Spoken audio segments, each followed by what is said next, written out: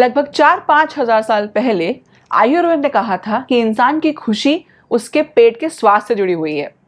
वहीं हिप्पोक्रेटिस ने भी ऐसा ही कुछ कहा था लगभग 2-2.5 हजार साल पहले।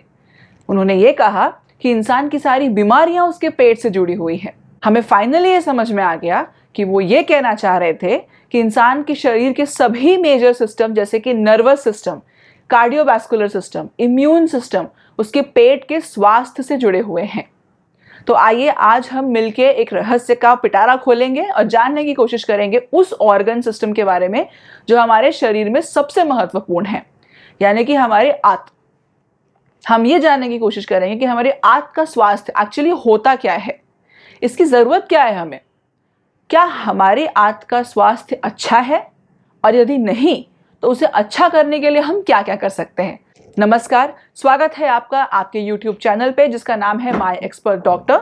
मैं आपके साथ हूँ डॉक्टर शालिनी सिंह सालुंके, आपकी कंसल्टेंट फिजिशियन। चलिए सबसे पहले हम देखते हैं हमारे आंत की हेल्थ एक्चुअली ये होती क्या है। इसके लिए आपको समझना पड़ेगा कि गट ये चीज क्या है। तो आपके मुंह से लेकर आपकी बड़ी आंतों तक पूरा जो एक डाइजेस्टिव ट्रैक्ट आता है उसको हम डाइजेस्टिव सिस्टम बोलते हैं। अब इसका गट माइक्रोबायोम का मतलब समझ लीजिए। गट माइक्रोबायोम का मतलब आपके मुंह से लेकर नीचे बड़ी आंत तक कलेक्शन ऑफ बैक्टीरियाज होते हैं, पैरासाइट्स होते हैं, फंगस होता है, प्रोटोजोआ, वायरसेस होते हैं, ये सब एक साथ मिलजुल कर रहते हैं। इसको हम गट माइक्रोबायोम बोलते हैं, मतलब गट में रहने वाले जीव जंतु। ये फ्लोरा आपको कुछ बहुत इंपॉर्टेंट तथ्य बताती हूँ इनके बारे में। ह्यूमंस में जो टोटल नंबर ऑफ कोशिकाएं हैं, सेल्स हैं, वो लगभग 30 ट्रिलियन के आसपास है, जबकि इंसान के शरीर में जो माइक्रोबायोम है इनकी संख्या करीबन 100 ट्रिलियन के आसपास है, मतलब इंसान के कोशिकाओं से 3 गुना ज्यादा।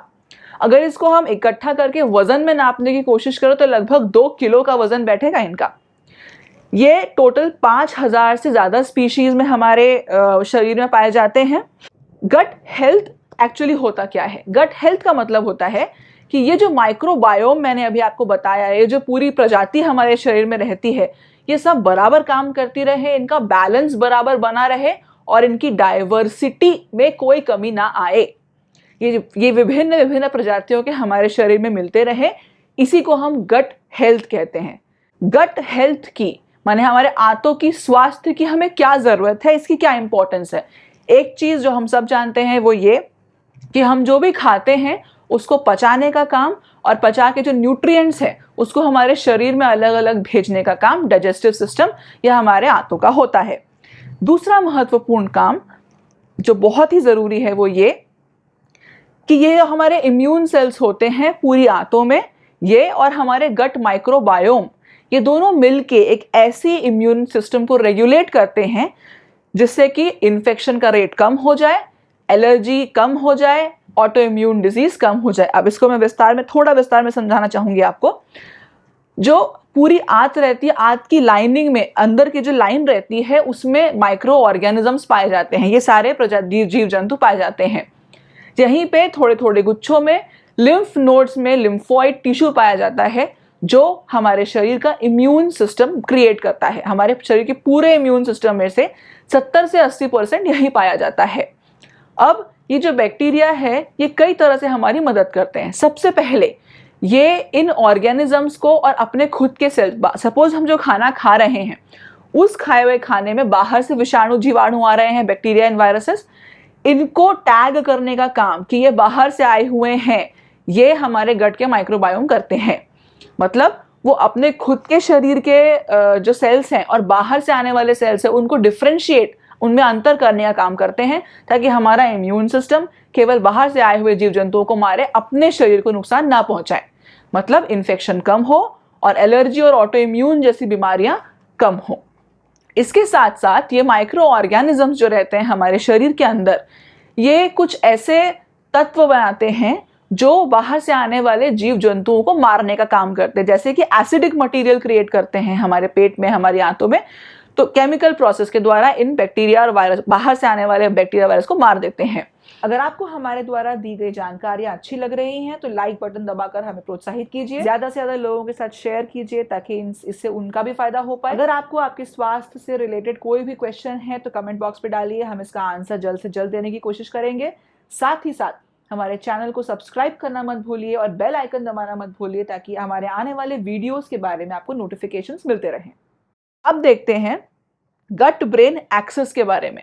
बहुत इंपॉर्टेंट चीज़ अभी कुछ सालों से रिसर्च में सामने आई है कि हमारे दिमाग और हमारे गट में जो ये जीव जंतु हैं, माइक्रोबायोम हैं, इनके बीच में एक बहुत गहरा संबंध है। ये एक दूसरे को सिग्नल दे सकते हैं। कैसे? तो रिसर्च में सामने आया है कि ब्रेन से कुछ ऐसे केमिकल्स निकलते हैं जो माइक्रोबायोम पर अफेक्ट करते हैं और माइक्रोबायोम उसके रिस्पॉन्स में कुछ ऐसे सेक्रीशंस निकालते हैं, केमिकल्स निकालते हैं या नर्व के थ्रू रिलेट करते हैं कि ब्रेन अफेक्ट होता है।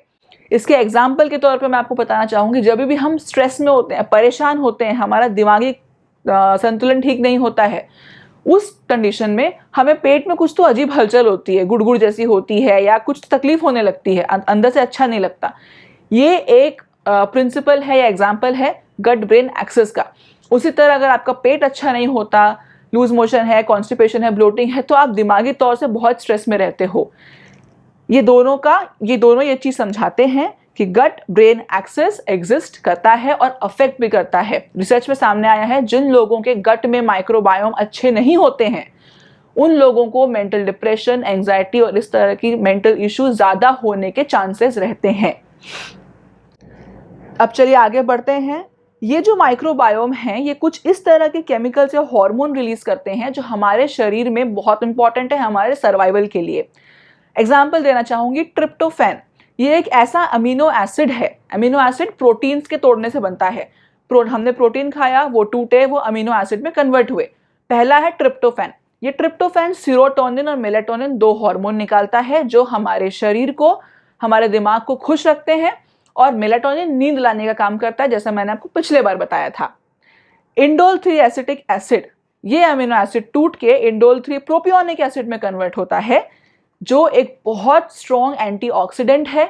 ये इम्यून सिस्टम को मजबूत करने में हेल्प करता है और हमारे शरीर के वियर एंड टियर को रिपेयर करता है। तीसरा बहुत इंपॉर्टेंट अमीनो एसिड है टायरोसिन। इसके टूटने से दो चीजें बनती हैं, डोपामिन और एपिनेफ्रिन। डोपामिन हमें काम करने के लिए चालना देता है, मोटिवेशन देता है, और epinephrine fight and fright response create करता है, मतलब लड़ाई और भागने में जो हमें चेंजेस हमारे शरीर को चाहिए रहते हैं वो क्रिएट करता है। ये सारे जो मैंने आपको अमीनो एसिड बताए, इसके बाद जो हार्मोन बताए, ये सब बनाने का काम गट माइक्रोबायोम का रहता है। Obesity, diabetes, cardiovascular stroke, accidents, ये सब भी कहीं ना कहीं इन माइक्रोबायोम्स के डाइवर्सिटी अगर अफेक्ट होती है तो उस पर निर्भर करता है। कैंसर जैसी बीमारियां भी हो सकती हैं। चलिए अब हम ये देखते हैं फटाफट से कि हमारा और आपका गट हेल्दी है कि नहीं।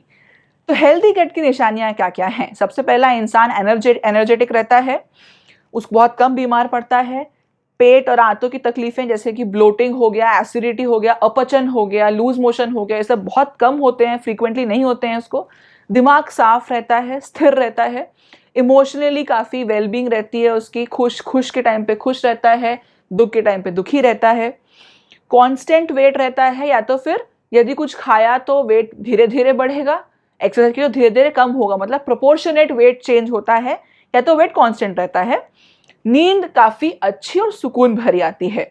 ये सारी चीज़ें अगर हैं तो आपका गट हेल्दी है।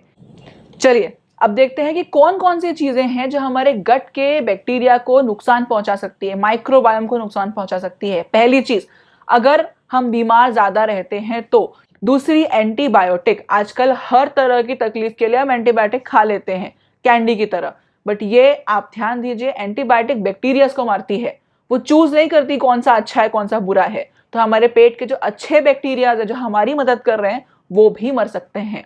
अल्कोहल से कुछ केमिकल्स रिलीज होते हैं, आप जानते ही हैं, वो हमारे शरीर को भी नुकसान पहुंचाते हैं, साथ साथ इन गट माइक्रोबायोम को भी नुकसान पहुंचाते हैं। स्ट्रेस, आपने ज्यादा स्ट्रेस लिया, उसका असर भी आपके गट माइक्रोबायोम पर पड़ता है। ईटिंग हैबिट्स, एक एग्जांपल देना चाहूंगी आपको। सपोज हमारे गट में 10 बैक्टीरिया हैं, 10 में से एक बैक्टीरिया को पिज्जा पसंद है, 3 बैक्टीरिया को बर्गर पसंद है, और बाकी बैक्टीरियाज को घास फूस, भाजी, दाल ऐसी चीज़ें पसंद है। सपोज आप रोज लेट होते हो, ऑफिस भागते हो सुबह और ऑफिस के सामने एक बर्गर की दुकान है, तो आप रोज बर्गर खाते हो। इसके कारण क्या होगा, जिन बैक्टीरियाज को, वो 3 बैक्टीरिया जिनको बर्गर पसंद है, उनको तो रोज खाना मिल रहा है क्योंकि आप रोज बर्गर खा रहे हो। बाकी चीजें जिनको पिज्जा पसंद है, जिनको दाल भाजी चावल आटा पसंद है, वो सब कमजोर होते हैं, धीरे धीरे मर जाते हैं। अब तीन बैक्टीरिया जिनके पास बर्गर रोज आ रहा है, अब तो वही जिंदा हैं, तो उनको वो बड़े भी हो गए हैं, तो उनको और बर्गर चाहिए, तो वो आपको इंडिकेट करते हैं कि हमको और बर्गर ला के दो। इसके लिए आपकी एक पर्टिकुलर फूड खाने की क्रेविंग बढ़ती जाती है। लेकिन इससे नुकसान क्या पहुंचा, आपके गट में जहां पहले 10 तरह के बैक्टीरिया थे, अब केवल 2 या 3 तरह के बैक्टीरिया बच गए हैं, जो आपके स्वास्थ्य को नुकसान पहुंचाएगा। नेक्स्ट है एसेप्टिक सोसाइटी। आजकल हम अपने बच्चों को बिल्कुल जमीन पे खेलने नहीं देते, बाहर निकलने नहीं देते, पूरे दिन हाइजीनिक अच्छे कंडीशन में रखते हैं। लेकिन उससे नुकसान क्या हो रहा है, पहले के बच्चे बाहर जाते थे, मस्त रेत में मिट्टी में खेलते थे, वहां से कुछ अच्छे कुछ बुरे हर प्रकार के बैक्टीरिया आपके शरीर में आते थे, आपका इम्यून सिस्टम लगातार काम करता रहता था। उसकी अपेक्षा अभी के बच्चे इतने साफ हैं कि वो कभी किसी गंदी चीज को हाथ ही नहीं लगाते, अंदर ही नहीं जाता, तो इम्यून सिस्टम को इन सब चीज की आदत ही नहीं रह गई है। एक तरह से हमारा एक्सेस प्रिकॉशन लेना भी हमारे इम्यून सिस्टम और गट माइक्रोबायोम के लिए खतरनाक बनता जा रहा है, और ये यूएस साइंटिस्ट रिसर्चर्स में भी सामने आया है। सिडेंटरी लाइफस्टाइल, अगर हम एक्सरसाइज नहीं करते हैं, बैठे रहते हैं, तो इनडायरेक्टली उसका इफेक्ट भी हमारे गट माइक्रोबायोम पर पड़ता है। नींद की क्वालिटी अगर आपकी अच्छी नहीं है, तो उसका असर भी आपके गट माइक्रोबायोम पे पड़ेगा। कि अगर नुकसान पहुंच रहा है, हमारा गट हेल्दी नहीं है, तो उसके लिए हम क्या कर सकते हैं। 2 तरह की चीजें कर सकते हैं। पहले तो हम अपने खाने की आदतों में चेंजेस ला सकते हैं, दूसरा हमारी लाइफस्टाइल में कुछ चेंजेस ला सकते हैं। सबसे पहले हम देखते हैं कि खाने की आदतों में क्या परिवर्तन लाया जाए। तो सबसे इंपॉर्टेंट है कि आप जो भी खा पी रहे हैं उसमें वैरायटी हो, होल ग्रेन्स हो, वेजिटेबल्स हो, फल फूल हो, आपकी दाल हो, लेंटिल जैसे राजमा चना ये सब चीज़ें हो, काजू खजूर बादाम इस तरह के ड्राई फ्रूट्स हो, ये सब चीज़ें आप मिश्रण में लेंगे। दूसरा पॉइंट, बहुत ज़्यादा ओवर ईट मत कीजिए, फ्रीक्वेंटली मत खाइए। नेक्स्ट, स्वीट्स बहुत ज़्यादा मत खाइए। अगर आप एक्सेस स्वीट ले रहे हैं तो उसके कारण एक पर्टिकुलर टाइप के बैक्टीरिया ही बढ़ेंगे, और साथ ही साथ एक पर्टिकुलर फंगस बढ़ेगा, इसका नाम है कैंडिडा। आर्टिफिशियल स्वीटनर मत लीजिए। आर्टिफिशियल स्वीटनर में केमिकल होता है, उसमें लिखा रहता है कि बच्चों की पहुंच से दूर रखिए, मतलब ये सेफ नहीं है। तो ये आपके गट के लिए भी सेफ नहीं है।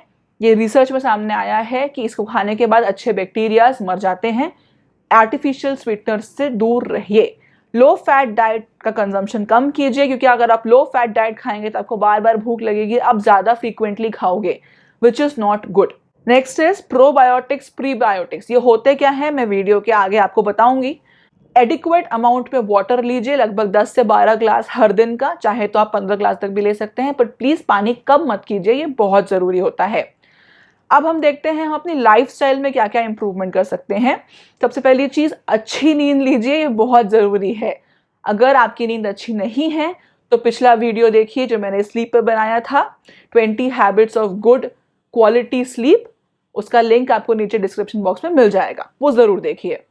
दूसरा, रेगुलर एक्सरसाइज कीजिए, दिन में कम से कम 20 से 30 मिनट एक्सरसाइज ज़रूर कीजिए। आपको जो पसंद है, हाई इंटेंसिटी, कार्डियो, वॉक करना, स्विमिंग करना, जो भी हो, बट ज़रूर कीजिए।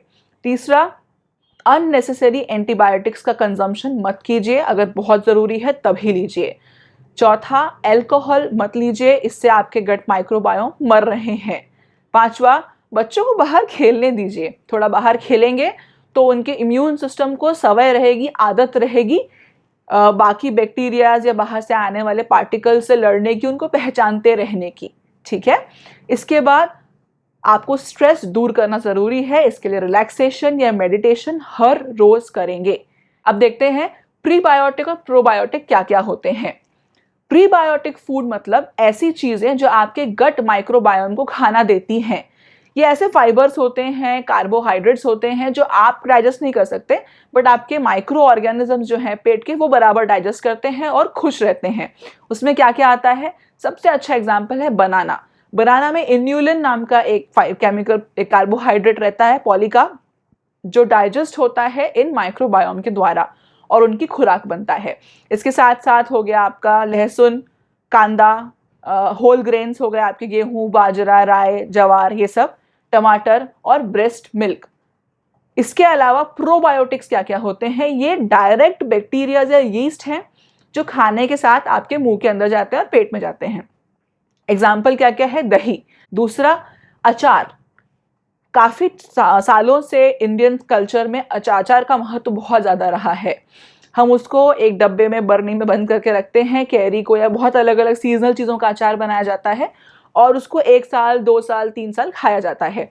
इसके कारण, क्योंकि इतने समय से वो फर्मेंट हो रहा है, उसमें अच्छे बैक्टीरिया की क्वांटिटी बहुत ज़्यादा होती है। इसलिए अचार को अपने रोज की डाइट में इन्वॉल्व कीजिए, केवल ज़रूरत से ज़्यादा मत खाइए, थोड़ा सा खाइए। इसके साथ साथ फर्मेंटेड फूड जैसे कि इडली, ढोकला, डोसा, ये सब चीज़ें भी आप खा सकते हैं। इसमें यीस्ट फर्मेंटेशन होता है जो आपके गट के लिए अच्छा होता है।